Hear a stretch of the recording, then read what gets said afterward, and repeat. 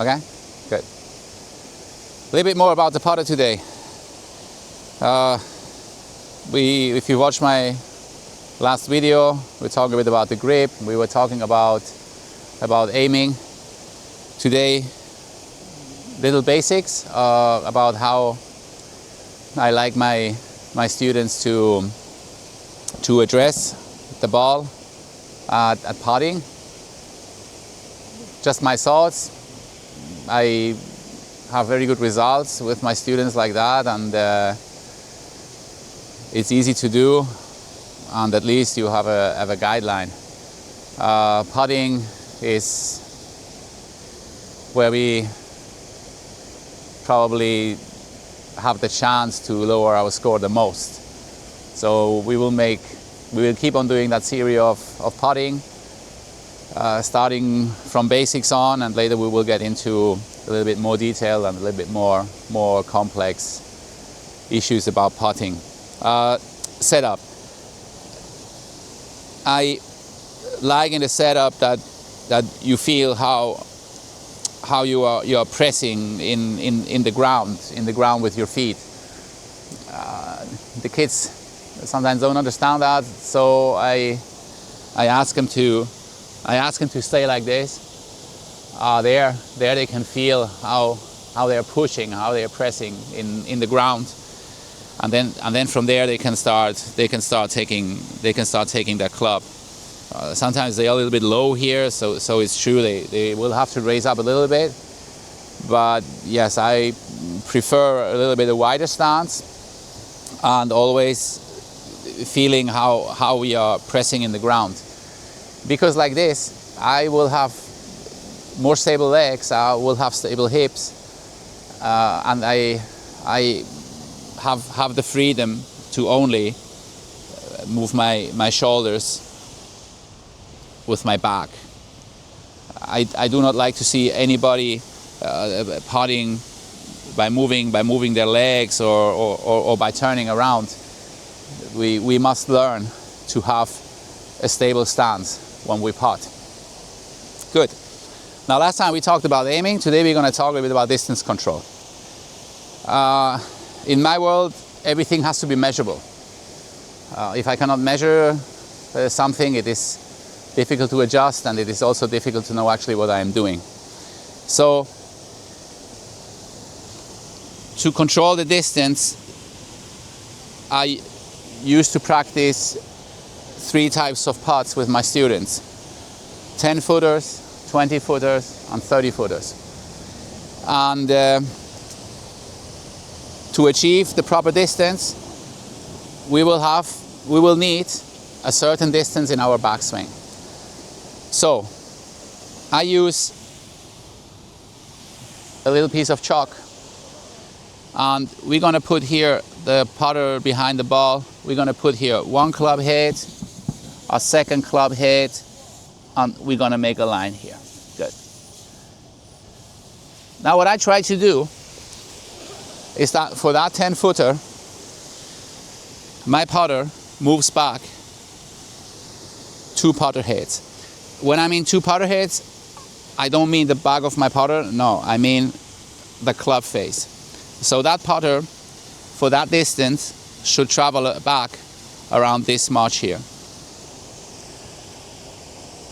Now this is not always true, because sometimes we have a downhill putt, or we have a faster greens, or we have a little bit slower greens.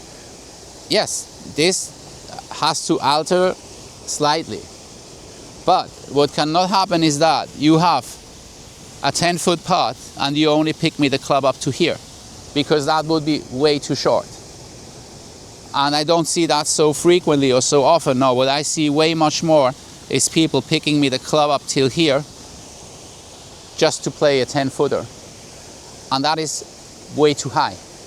That backswing that club has traveled way too far behind the ball. And now when I hit the ball, I cannot, my club is not progressively speeding up. No, it is the opposite. That club has to slow down.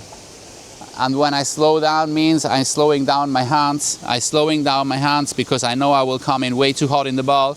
So what happens is that my hands stop, but my club face doesn't stop. and I just hit the ball straight left of the hole. So this is just a guideline, okay? More or less for a 10-footer, that putter has to go back more or less till here. I also would not like that you putt and you are only focused on, do I get my putter till there? No, I don't. Just draw the line there. Everybody has a smartphone with a camera. Just put it in front, put it in a tripod so it's static, make a few putts, and then go and have a look till where your putter moves back.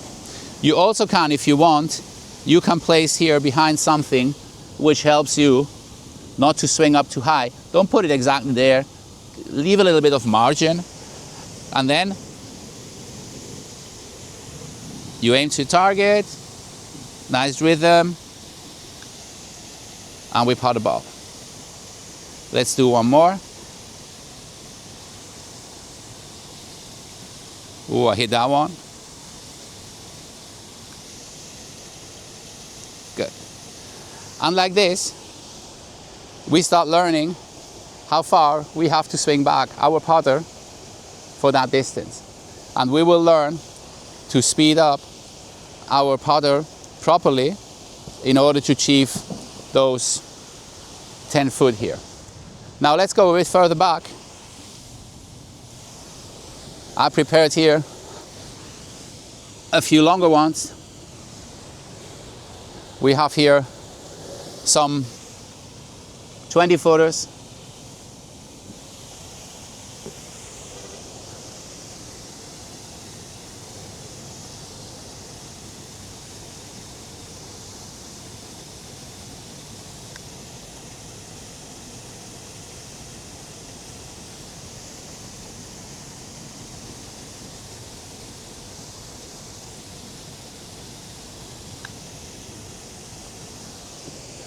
Whoa, greens are nice today, fast. And let's do here, I draw that line already. That would be now 4 putter heads behind.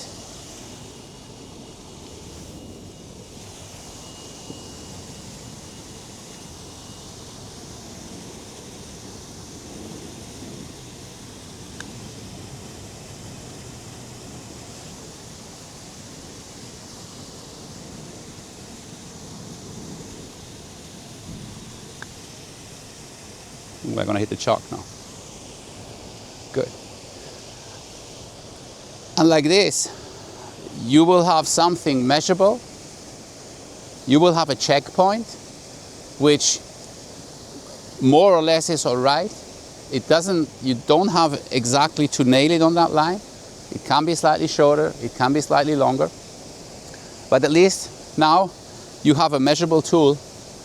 And as I mentioned in the first video about putting, we first start with aiming, we start with distance control, and the third part would be rhythm.